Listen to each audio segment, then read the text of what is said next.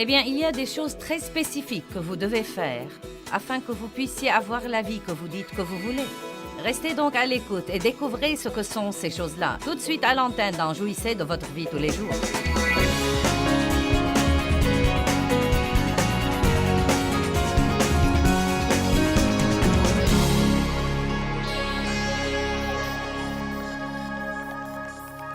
Allons à Matthieu chapitre 10, verset 37. Je vais vous dire ce que sont ces clés que vous voyez ici dans un instant.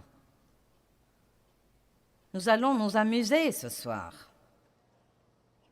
Je crois que nous devons nous amuser quand nous allons à l'église. Je ne crois pas que l'église doive être ennuyeuse et je ne crois pas que nous devions bâiller et regarder nos montres en attendant que ça se termine. Je crois que nous devons nous étonner quand ça se termine et vouloir rester plus longtemps. Matthieu 10, 37, il dit « Celui qui aime et apprécie son père ou sa mère, plus que moi n'est pas digne de moi, et celui qui aime et apprécie son fils ou sa fille, plus que moi, n'est pas digne de moi. » Nous lisons et relisons ceci. Mais je crois que bien de fois, nous laissons les gens que nous aimons nous éloigner de la volonté de Dieu. Je crois que bien des fois, nous laissons les gens que nous aimons prendre ce premier temps qui appartient à Dieu. Et c'est une très forte déclaration. Il dit, celui qui aime son père ou sa mère ou son fils ou sa fille plus que moi n'est pas digne de moi. Bref, il dit essentiellement, Dieu dit, je dois être le premier dans votre vie. Il dit, si vous ne vous conformez pas complètement, totalement à mon exemple dans votre vie, et s'il le faut, dans votre mort, vous n'êtes pas digne de moi. Celui qui aura trouvé sa vie inférieure perdra la vie supérieure, et celui qui aura perdu sa vie inférieure pour l'amour de moi trouvera la vie supérieure. Donc nous voyons là qu'il y a deux genres de vie que nous pouvons vivre, soit la vie d'aller et de venir, cette vie où nous avons des hauts et des bas, où nous sommes égoïstes et égocentriques, où nous faisons tout ce que font tous les autres, puis nous allons à l'église le dimanche, puis nous revenons au monde et nous vivons comme le monde. Soit la vie supérieure, soit nous pouvons vivre la vie Zoé, la vie que Dieu lui-même a en lui, la vie de stabilité et de justice et de paix et de joie et de porter du fruit. Et cela ne veut pas dire que vous n'aurez jamais de problème, mais que vous trouverez un endroit en Christ où vous pourrez d'une façon ou d'une autre endurer les mêmes trucs qu'endurent tous les autres et rester en même temps stable et rester dans le plan de Dieu et continuer à servir Dieu et ne pas faire les 100 pas tout le temps. Eh bien, je crois qu'il y a deux clés pour avoir cette vie Zoé. Deux clés. Deux clés pour avoir la vie supérieure. Passez un temps avec Dieu. Aimez-le d'abord. Plus que toute autre chose que vous aimez, aimez Dieu, puis aimez les gens. Je veux vous dire quelque chose. Vous êtes dans la catégorie des gens. Cela veut dire que vous devez vous aimer aussi. Non pas d'une façon égoïste, égocentrique. Je dis toujours aux gens, aimez-vous, mais ne soyez pas amoureux de vous-même. Il y a une différence. Notre enseignement principal ce soir dit de ne pas être égoïste. Donc quand je dis « aimez-vous », je ne dis pas de vous adorer tout le temps, mais je dis en fait de vous respecter assez pour amener les autres à vous respecter. Ne laissez pas les autres vous marcher sur les pieds. Respectez votre personne. Occupez-vous de vous-même. Occupez-vous de votre santé et de votre corps. Occupez-vous de votre pensée. Occupez-vous de votre vie. Faites les choses que vous aimez faire parce que sinon vous finirez par être rempli d'amertume et de ressentiment. Ne soyez pas le centre de votre univers. Soyez disposés, soyez prêts et disposés à sacrifier quand il faudra sacrifier. Eh bien, je veux vous dire quelque chose. Je crois que l'Église est merveilleuse. Je crois que les chrétiens sont merveilleux. Je crois que l'Église locale est merveilleuse. Mais je crois aussi que nous avons de graves problèmes. De moins en moins de gens veulent aller à l'Église tout le temps, de quelque façon régulière. Le christianisme n'est vraiment pas respecté. Dans bien des cas, le monde croit que nous sommes une bande de mauviettes et un objet de risée. Et je crois que c'est simplement parce que tant de gens veulent avoir une religion et aller à l'église, mais ils ne veulent pas du tout vivre la vie. Et je vais vous dire la vérité, être chrétien a beaucoup plus à voir avec ce que vous faites toute la semaine. Aller à l'église le dimanche vous entraîne à la manière dont vous devez vivre durant la semaine. Vous êtes là pour écouter ce que vous devez faire pendant la semaine. Vous êtes là pour être fortifié par l'adoration et la communion avec les autres croyants. Vous êtes là pour apprendre. Mais si vous ne mettez pas ce que vous apprenez en pratique, il ne vous servira à rien. Et je crois que la chose principale qui ne va pas chez nous, c'est l'égocentrisme égoïste et le manque d'amour. Je crois que notre monde a besoin d'amour aujourd'hui. Il y a beaucoup de chansons profanes écrites là-dessus, mais c'est la vérité absolue. L'amour de Dieu apporte la guérison dans votre vie et vous devez partager cet amour avec les autres. Ne vous contentez pas de leur en parler, vous devez le leur montrer, et vous devez le leur montrer de beaucoup de façons pratiques.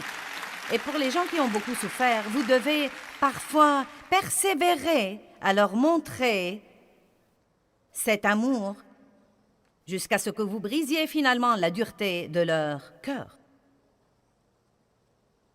Vous n'allez pas toujours aimer quelqu'un et avoir une réponse immédiate. Amen. Dieu vous a aimé longtemps avant d'avoir une réponse. Il a dû être patient avec vous dans beaucoup de trucs. Maintenant, vous voilà, vous avez finalement compris. Et si vous persévérez avec les autres assez longtemps, ils comprendront finalement. L'amour marche à tous les coups. 1 Jean 3, 9. Tu aimeras le Seigneur, ton Dieu, de tout ton cœur, de toute ton âme, de toute ta pensée et de toute ta force. C'est la première clé pour vivre la vie supérieure, la vie que Dieu a en lui. Tu aimeras ton prochain comme toi-même. C'est la deuxième clé de la vie Zoé. Pourquoi les gens sont-ils si malheureux? Je crois que l'Église est remplie de personnes enceintes qui ne veulent pas accoucher.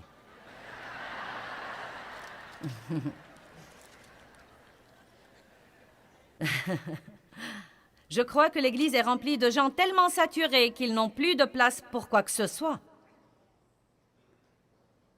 Maintenant, ils vont à l'église et n'en retirent rien, donc ils trouvent quelque chose qui ne va pas chez le pasteur et ils murmurent et se plaignent.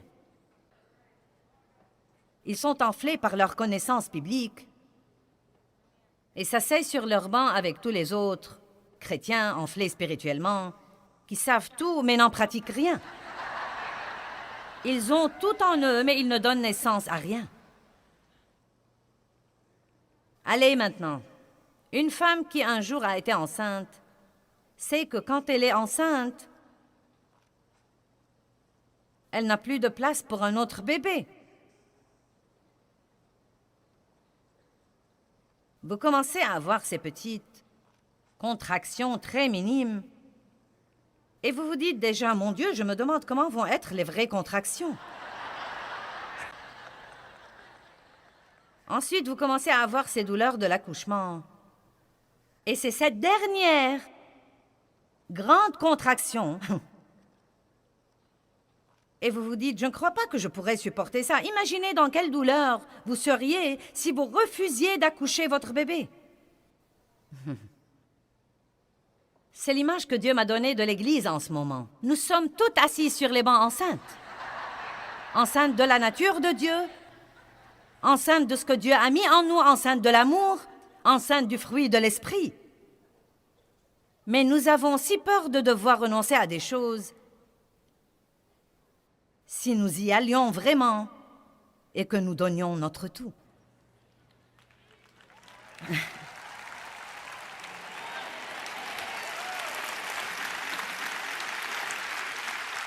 Une femme venait à mes conférences pendant 20 ans et les aimait. Elle les aimait. Puis elle a cru qu'elle n'en retirait plus rien. Elle a commencé à se plaindre à Dieu et à prier pour moi. Seigneur, je ne sais même pas si je veux aller à la conférence cette année. Ça fait 20 ans que j'y vais et n'en ai pas retiré grand-chose les 2 dernières années. Qu'est-ce qui ne va pas chez Joyce? Pourquoi est-ce que je n'en retire plus rien, Seigneur? Je ne devrais peut-être pas aller cette année. Y a-t-il un péché dans la vie de Joyce? Est-elle en train de perdre son onction? C'est étonnant. Quand un chrétien est mécontent, La première chose qu'il fait, c'est de regarder ce qui ne va pas chez le leadership. Pourquoi est-ce que tu ne me nourris pas?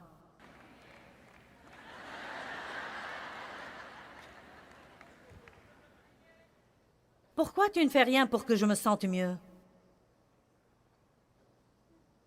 Vous vous fâchez contre le pasteur parce qu'il n'a pas prié avec vous ou ne vous a pas serré la main. Et Dieu a parlé à cette dame et lui a dit, « Tu n'en retires rien parce que tu es saturé. Tu n'as plus de place pour quoi que ce soit. »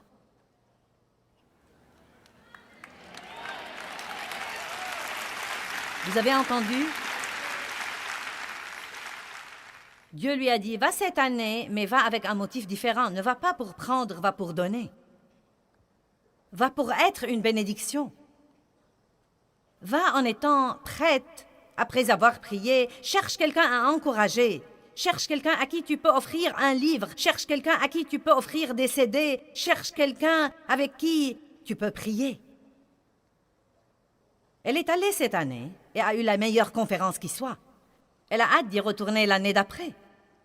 Vous pouvez être si rempli de connaissances bibliques et si rempli de Dieu qu'il ne vous reste pas de place pour quoi que ce soit. Et tant que vous ne commencerez pas à en distribuer, il n'y aura pas moyen que Dieu vous redonne quoi que ce soit.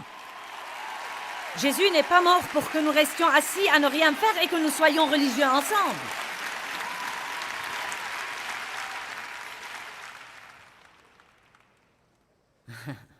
1 Jean 3,9. Quiconque est né de Dieu ne pratique pas délibérément, intentionnellement et habituellement le péché parce que la nature de Dieu demeure en lui. Le principe de vie, la semence divine, demeure en permanence en lui et il ne peut pécher parce qu'il est né de Dieu. Vraiment, quel verset! Quiconque est né de Dieu ne peut délibérément, intentionnellement et habituellement continuer à pécher. Pourquoi? Parce qu'il porte la nature de Dieu.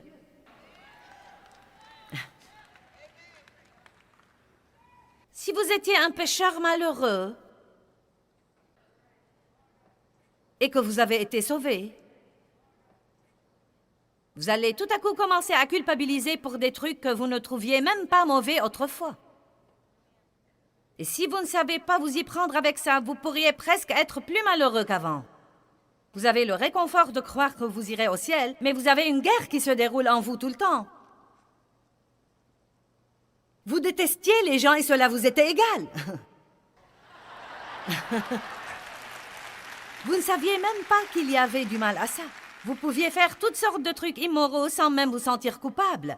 Mais maintenant, vous avez une nouvelle nature. Quand vous êtes régénéré, vous avez une nouvelle nature. Dieu vient vivre en vous. Si quelqu'un est en Christ, il est une nouvelle créature. Les choses anciennes sont passées. Voici, toutes choses sont devenues nouvelles. Maintenant, vous avez un combat au-dedans de vous parce que vous avez quelque chose de bien et de merveilleux et de saint en vous. Mais vous avez toujours votre chair qui combat. Pas étonnant que Paul ait dit « Quel est mon problème? Ce que je veux faire, je ne le fais pas. Ce que je ne veux pas faire, je le fais toujours. » Est-ce vraiment moi qui fais ça? J'ai cette chose au-dedans de moi et cette autre chose dans ma chair. Et qui fait vraiment ça, moi ou cette chose-là? Misérable que je suis. Je dis, je suis là. Je suis avec toi, Paul.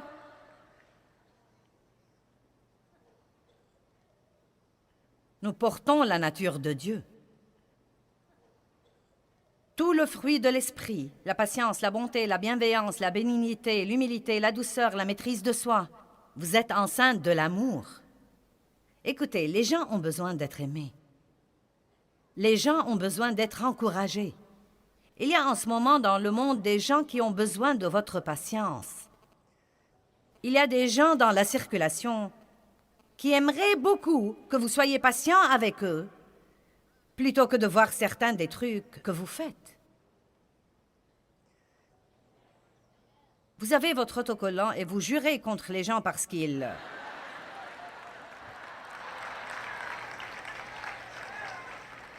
Une femme enceinte dont le terme est passé, je le sais parce que j'ai porté mes enfants 10 mois. Tous les 4. J'ai porté, pour l'un d'entre eux, j'avais 5 semaines et demie de retard.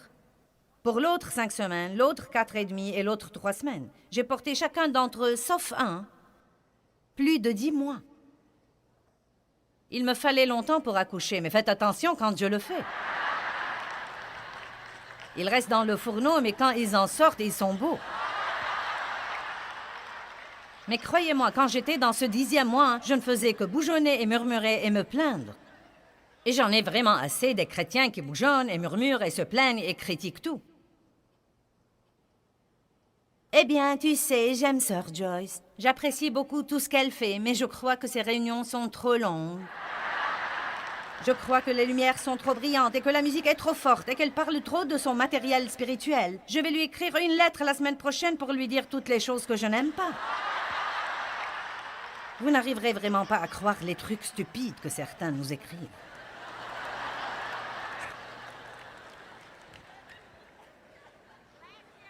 Non, mais j'aurai 65 ans en juin. Je n'ai pas besoin de ça. Je fais ceci parce que Dieu m'a appelé à le faire et parce que je veux et j'aime que les gens aient une vie. Ne me dites pas que vous m'aimez puis vous m'écrivez une lettre pour me dire ce que vous n'aimez pas.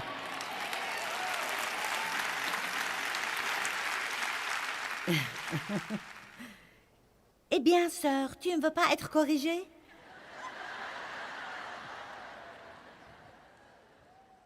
Pas par vous.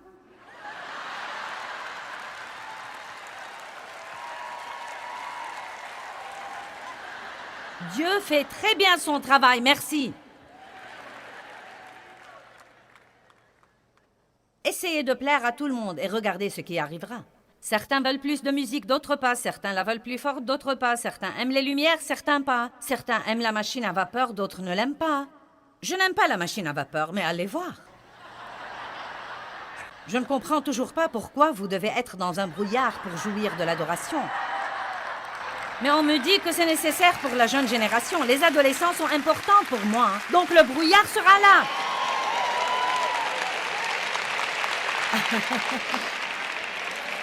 On pourrait baisser le volume de la musique pour mon goût aussi et chanter quelques hymnes de plus. Mais nous essayons de toucher les gens. Dieu ne m'a pas appelé à me bénir moi-même. Il ne m'a pas appelé à m'aider moi-même. Il ne s'agit pas de moi. Je dois trouver ce dont les autres ont besoin et leur donner ce dont ils ont besoin. Certains d'entre vous devraient sortir de leur petite barque religieuse et arrêter de paniquer chaque fois que votre pasteur essaye de changer un petit quelque chose. Écoutez, le message ne change jamais. La vérité est toujours la vérité, mais le paquet dans lequel elle vient devrait être approprié aux gens qui en ont besoin aujourd'hui. Et si nous ne leur présentions qu'un paquet religieux vieux et usé, qu'ils craignent déjà et dont ils en ont assez, ils ne voudraient rien écouter. Amen. Nous avons tous ces jeunes qui mènent l'adoration maintenant. Eh bien, disons-le comme suit. J'ai dit à Dave la nuit dernière, j'ai vu l'équipe d'adoration et deux des types mettaient des lunettes de soleil et je me suis dit, c'est déjà sombre dans ce bâtiment. Pourquoi mettre des lunettes de soleil? Un d'entre eux s'est montré dans une chemise sans manches et il avait des écharpes autour du cou malgré la chaleur ici. Ils passent plus de temps à défaire leurs cheveux que je ne passe pour arranger les miens.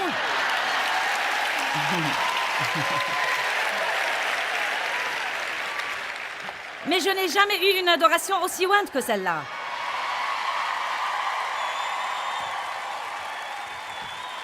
Dieu n'aime pas que le polyester. Le jean ne le dérange pas. Alléluia! Quelqu'un peut être saint et ne pas avoir la même coiffure que vous.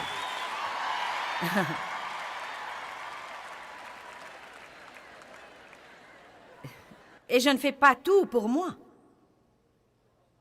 Arrêtez de vivre pour vous-même et vous serez heureux. Allez, entrez en labeur, tirez fort et donnez naissance à ce que Dieu essaye de vous faire faire. Ne continuez pas à aller à l'église puis à en sortir et à tourner autour de la même fichue montagne toute la semaine et retourner ensuite à l'église puis rentrer chez vous et tourner autour de la même montagne. Puis retourner à l'église et répéter encore et encore et encore. Je ne sais pas si vous êtes prêts pour ça. Allons à 1 Jean 3, verset 14.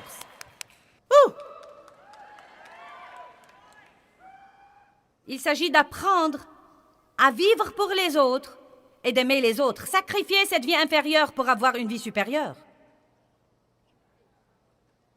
Oubliez-vous, veillez à faire tous les jours des choses pour ajouter à la vie de quelqu'un d'autre. Mettez chez vous une pancarte qui dit « Qu'ai-je fait pour aider quelqu'un d'autre aujourd'hui ?»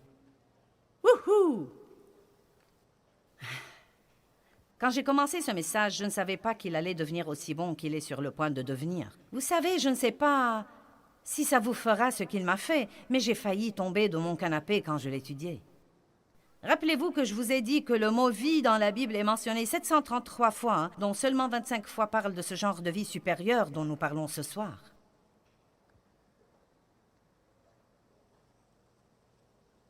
Première lettre de Jean, chapitre 3, verset 14. Nous savons que nous sommes passés de la mort à la vie. Vous voyez que c'est un V majuscule et non pas minuscule. C'est l'une des 25 fois. Il dit « Nous savons que nous sommes passés de la mort à la vie parce que nous aimons les frères, les autres chrétiens. » Ce n'est donc que quand vous commencerez à aimer les autres que vous aurez une vraie vie. Sinon, vous aurez juste cette vie inférieure avec un V minuscule. Cette vie où vous êtes malheureux, égoïste et égocentrique, et avide et jaloux et critique et irritable et grognon. Eh bien, je t'aime avec l'amour du Seigneur. Eh bien, je dois déménager samedi. Pourrais-tu m'aider? Eh bien, tu sais, j'ai quelques plans le samedi. Je regrette, je ne crois pas que je pourrais faire ça. Ma voiture est au garage. Crois-tu que tu peux passer me prendre à l'église? Eh bien, tu sais, j'ai horreur de m'engager, car je ne sais pas encore ce que je ferai.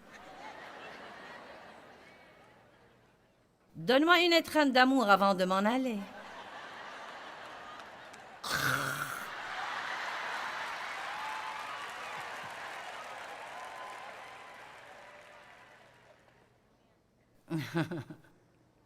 Wouhou! Allez, que quelqu'un ait une vraie vie. Que quelqu'un dise « Je serai plus qu'heureux de me donner du mal pour t'aider. Tu peux compter sur moi. » Je serai plus qu'heureux de changer mon plan car il n'est pas de toute façon si important que ça. Je serai heureux de t'aider à faire ça.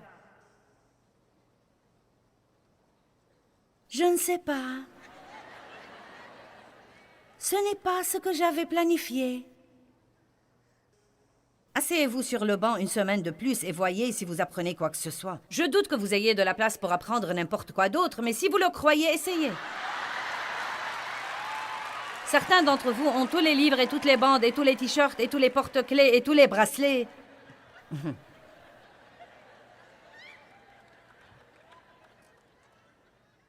Et vous êtes tellement malheureux.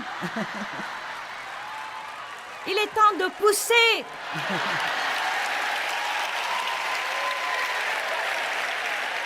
Le docteur Jésus vous dit « Poussez !» Vous savez, vous aurez une vraie vie quand vous vous oublierez et vous commencerez à marcher dans l'amour avec les autres. Jésus dit « Prenez votre croix et suivez-moi. Oubliez-vous. Ne pensez plus à vous et à tous vos intérêts. Et je vous donnerai une vie supérieure. Non seulement la vie de respirer, d'aller et de venir, d'aller au travail, de faire la vaisselle. Non, mais une vie. Non, mais une vie. Je vous dis comment vous pouvez avoir la vie que vous avez toujours voulu. Arrêtez d'essayer de vous rendre heureux et commencez à rendre quelqu'un d'autre heureux.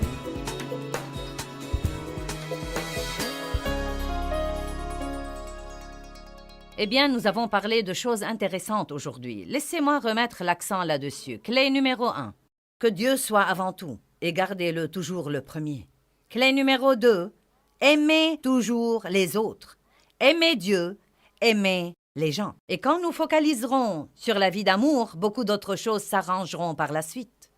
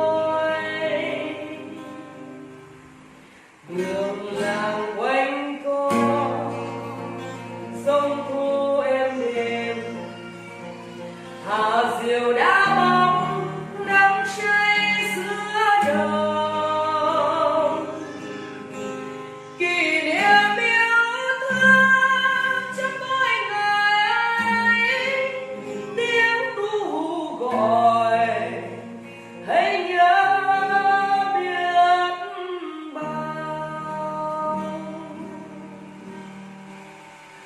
Tôi xa quê